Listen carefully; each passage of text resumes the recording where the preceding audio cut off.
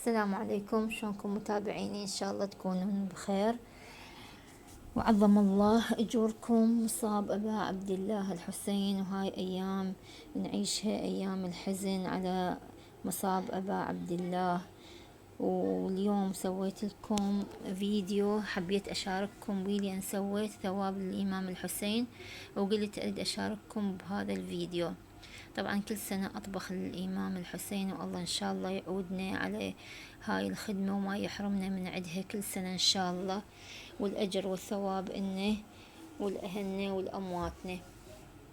هنا طبخت برياني لحم، جبت 7 كيلوات لحم، وطبخت همينة تمن 5 كيلوات تمن وياه. وبديت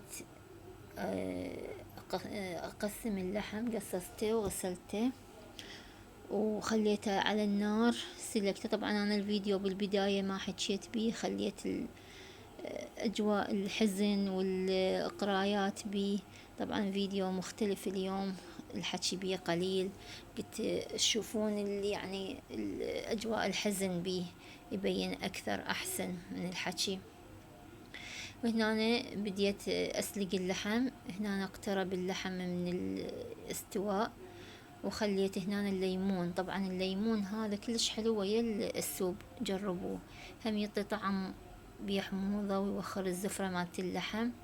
وهنا أنا قصصت البصل، طبعا البصل جبت 5 كيلوات بصل وقصصته وحمسته بالدهن، وسويت الشعرية.